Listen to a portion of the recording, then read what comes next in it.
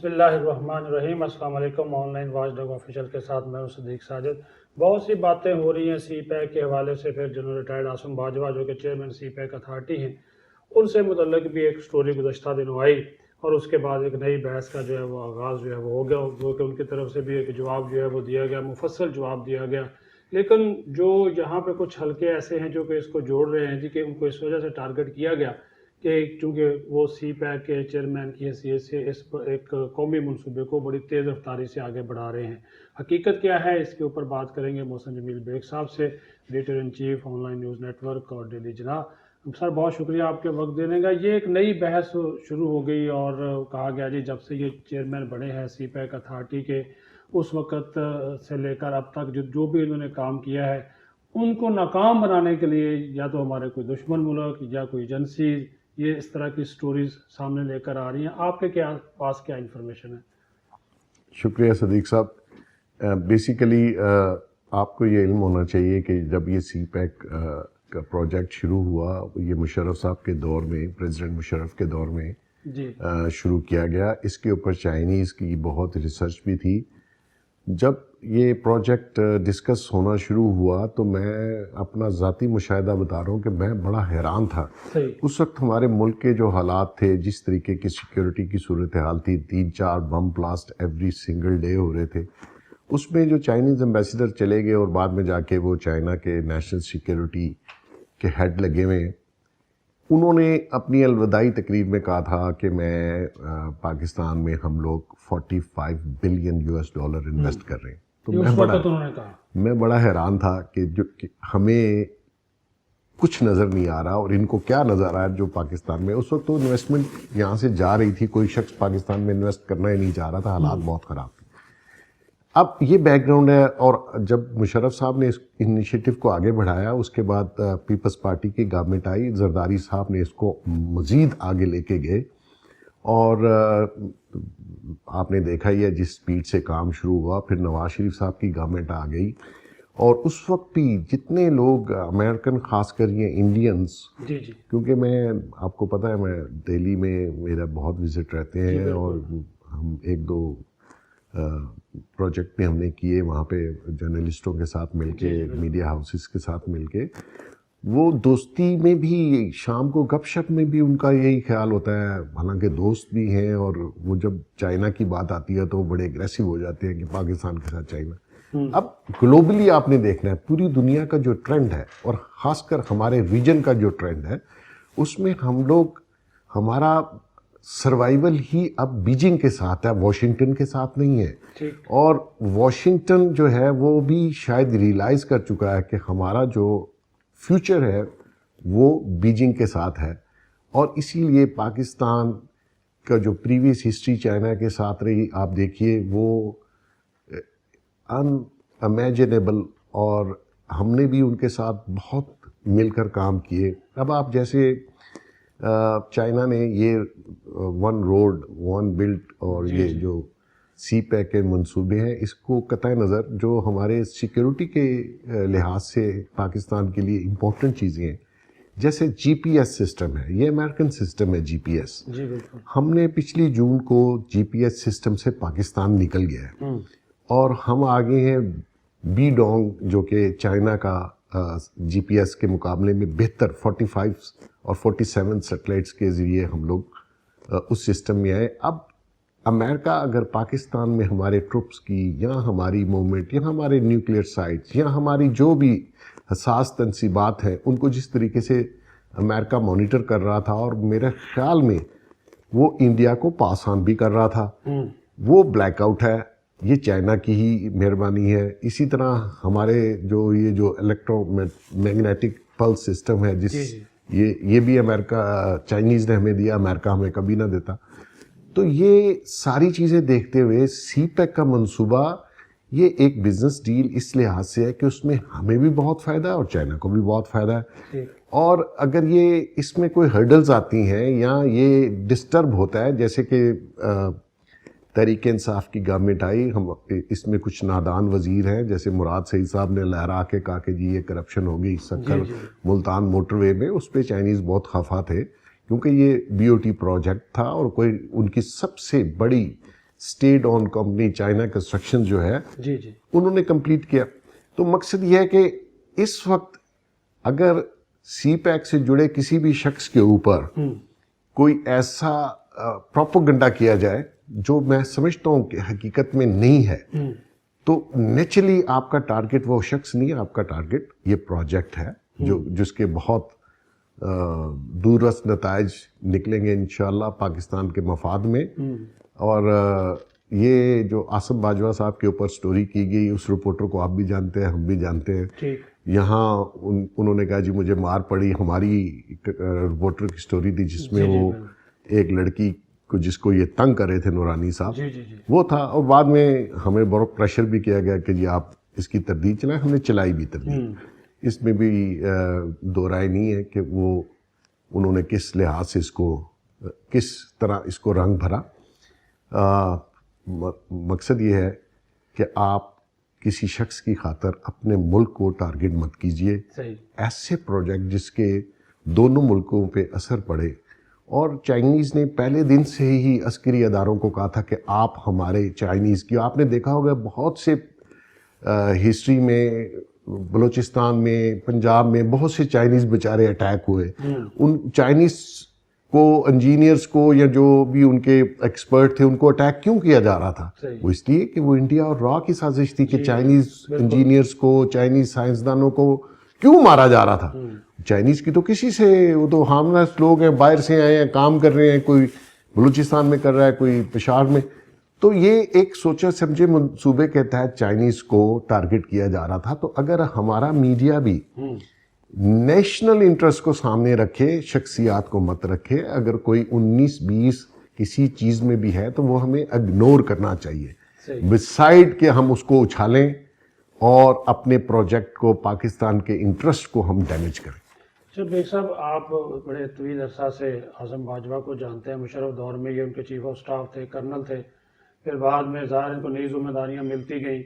आपके नज़दीक इनकी जो शख्सियत है वो कैसी है? वो कि ज़ाहिर महफिल उठना बैठना, सफ़र भी इनके साथ किए, क्या समझते हैं कि जिस तरह का उनके ऊपर इल्ज़ामात लगाए हैं, आपको अपने आपका ज़ाती तजर्बा क्या कहता है? सदीक साहब, मैं तो जितने अरसे से उनको जान रहा हूँ, तकरीबन 20 साल हो गए, मैं तो बड़ी प्लेजेंट शख्सियत है और बहुत ही मिलनसार, एग्रेसिव है अपने काम में, जो काम भी करते हैं बहुत स्पीड से करते हैं। और ये सी पैक को जो अभी जब से आए हैं, आपने स्पीड देख ली होगी, पब्लिक भी देख रही है जिस हिसाब से उन्होंने इसको दोबारा से मूव ऑन किया। तो मेरे ख्याल में उनके फैमिली के ऊपर सब जानते हैं, अगर मेरी फैमिली अमेरिका में है तो वो कोई बदकिस्मती होगा जो अमेरिका में या यूरोप में फ्लोरिश ना कर सके। मैं खुद क्योंकि अमेरिका में रहा हूँ, और सदीक साहब मैं तो एज ए स्टूडेंट गया था और मैंने बड़ा फ्लोरिश किया। अब लोग कहेंगे जी मेरी वेल्थ इतनी कैसे हो गई, 16 ईयर्स मैं अमेरिका में रहा हूँ। वहाँ अपॉर्चुनिटीज़ हैं, वहाँ आइडियाज़ के ऊपर बैंक आपको लोन देते हैं। मैं भी, मेरा कोई बैकग्राउंड नहीं था, मेरा कोई मामू चचा ताया अब्बा जान अमेरिका में नहीं थे, मेरे पास किसी का रेफरेंस भी नहीं था।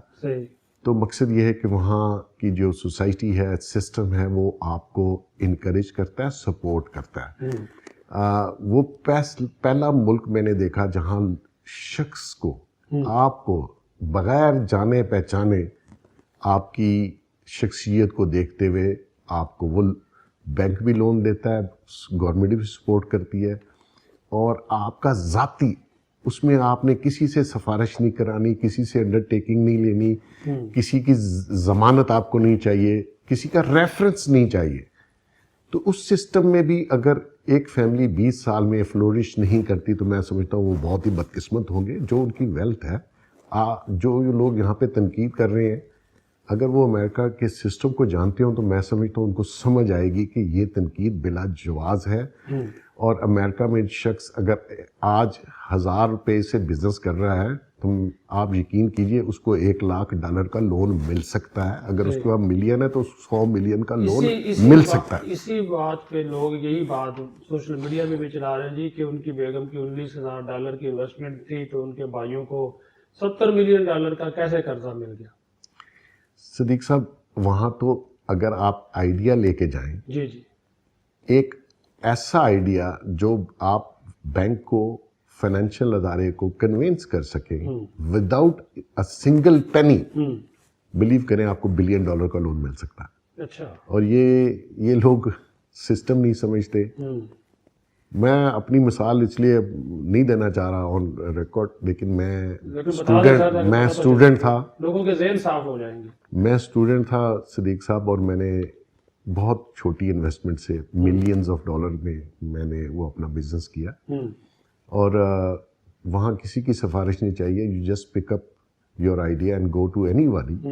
وہ آپ کو اگر آئیڈیا آپ کا کلک کر گیا، آپ کو پتا ہے کہ دنیا میں واحد ملک ہے جہاں آئیڈیا بھی انشورڈ ہوتا ہے کہ کوئی اور نہ چرا لے آپ کا آئیڈیا. تو ایسے ملک میں اگر ان کی فیملی 20 سال میں کسی سٹیج پہ پہنچی ہے تو کوئی بڑی بات نہیں ہے. میں سمجھتا ہوں شاید ابھی بھی انہوں نے کم پیسے شو کیے ہیں، ان کو تو اور آگے جانا چاہیے تھا. امریکہ کی تو ہسٹری ہے، عام آدمی بھی فلورش کر سکتا ہے.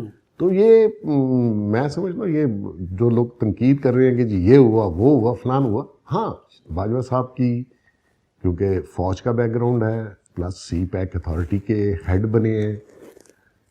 میں سمجھتا ہوں ان کے اوپر کرٹیسزم جو مخالف قوتیں ہیں وہ کریں گی. اس آنے والے دنوں میں شاید مزید کوئی کچھ ایسا کریں تاکہ اوور آل ڈسکریڈٹ کیا جا سکے ان کے کام کو اور سی پیک کو اور پاکستان کو بالعموم. مقصد یہ ہے کہ میں سمجھتا ہوں کہ جو لوگ اس اپنی تھوڑی سی دکان چمکانے کے لیے امریکہ میں بیٹھ کے یا کسی اور ملک میں بیٹھ، ایون پاکستان میں بھی جو لوگ، یہ ایک فیشن سا بن گیا کہ اپنی فوج کو تنقید کریں. ہاں کوئی انڈیویجول غلط کام فوج میں کرتا ہے تو ان کا اپنا ایک نظام ہے، وہ اس میں سارٹ آؤٹ ہو جاتا ہے. لیکن اس فیشن کو میں سمجھتا ہوں ریجیکٹ ہونا چاہیے. آپ لارجر پکچر میں دیکھیے. اچھا بھائی صاحب، ایک آخری سوال، جو ہمارے قومی سلامتی کے ادارے ہیں، فوج پاکستان ہے، اس کے جو سربراہ ہیں جنرل قمر جاوید باجوہ، ان کے ساتھ بھی ان کو جوڑ دیا گیا، حالانکہ ان کی اور ان کی فیملی کا آپس میں کوئی تعلق واسطہ نہیں ہے. ہاں جی اور بالکل. وہاں تک یہ معاملہ لے جایا گیا، اس پہ کیا کمنٹ کریں گے؟ میرے خیال میں ان کا تو شاید لاسٹ نیم سیم ہے اس لیے جوڑا جا رہا ہے، ادروائز کوئی میرے خیال میں اس طرح ریلیشن شپ نہیں ہے. لیکن کیونکہ بہرحال وہ بھی فوج سے ہیں، انہوں نے بھی بہت عرصہ فوج میں سرو کیا ہے، تو بہرحال جوڑنے میں تو یہاں پہ کسی کو بھی کسی کے ساتھ جوڑا جا سکتا ہے. سوشل میڈیا انکنٹرولیبل ہے، لیکن حقائق کو دیکھیے اور کسی کے پروپیگنڈے میں مت آئیں. اور اگر کسی نے کچھ غلط کام کیا ہے تو وہ سارٹ آؤٹ ہو جاتا ہے. آپ نے سوشل میڈیا پہ اپنی دکان نہیں چلانی اور ملک کو ڈیمیج نہیں کرنا. جو ترجمان ہیں وہ ہر چھوٹی موٹی بات کا جواب جو ہے وہ دیتے رہتے ہیں، لیکن آپ نے اس معاملے میں دیکھا کہ ان کو خود ہی آگے آنا پڑا، حالانکہ وہ معاون خصوصی اطلاعات تھے، لیکن جو حکومتی ترجمان ہیں یا وزیر اعظم کے ترجمان ہیں وہ اس میں اتنا آگے نہیں آئے. تو لگ تو یہ رہا تھا کہ جیسے وہ چاہتے ہوں کہ باجوہ صاحب مستعفی ہوں. واقعی طور پہ ہے تو ویسے مترادف ایسا سوال، لیکن آپ ظاہر ہے صحافی بھی ہیں، آپ کیا سمجھتے ہیں؟ میرے خیال میں یہ جو سیٹ اپ پرائم منسٹر صاحب نے کیا اس میں تھوڑی سی ورکنگ ریلیشن شپ میں پرابلمس تو ہیں. اور میں نے باجوہ صاحب کو مبارک بھی دی تھی، اور میں نے ایک بات بھی ان کو کہی تھی کہ یہ جاب آپ کو نہیں لینی چاہیے تھی. سی پیک بہت امپورٹنٹ پروجیکٹ ہے پاکستان کے لیے، پاکستان کے فیوچر کے لیے. جو میڈیا والی ایڈوائزرشپ ہے یہ ان کے قد اور ان کے صلاحیت سے بہت نیچے ہے. اس میں تو عزت سادات بھی گئی اور لوگوں کو موقع ملا پروپیگنڈا کرنے کا. میں سمجھتا ہوں کہ اس میں گورنمنٹ کے جو ترجمان ہیں نیچرلی وہ اس طریقے سے نہیں آئے. انہوں نے خود آ کے میڈیا میں ایکسپلین بھی کیا، ان کو کرنا چاہیے تھا. اگر نہ کرتے تو لوگ سمجھتے شاید کچھ ایسی چھپانے والی بات ہے. انہوں نے آ کے بڑا کلیئر کیا، ڈیٹیل میں ایک تربیت بھی دے دی، چیزیں بھی بتا دی. اچھی بات ہے. اگر آپ نے یہ عہدہ لیا ہے، پولیٹیکل عہدہ ہے، تو آپ کو پھر ایکسپلین بھی کرنا چاہیے. آپ نے آئیں، آپ کے بتائیں، اور اگر جتنے بھی سوالات ہیں اگر کوئی آپ سے پوچھے تو میں سمجھتا ہوں انہوں نے ڈٹ کے جواب دینا چاہیے. کوئی اگر چیز چھپائی ہوئی نہیں ہے تو پھر ڈرنا کس بات کا. بہت شکریہ محسن صاحب. ویورز آپ نے گفتگو سنی، اور جو انہوں نے آخری بات کہی کہ اگر ان کا دامن صاف ہے تو ڈٹ کر اس کا جواب بھی دینا چاہیے، اور جن لوگوں نے الزامات لگائے ہیں ان کے خلاف بھی جو ہے وہ کارروائی کرنی چاہیے. اجازت دیجیے، اللہ حافظ.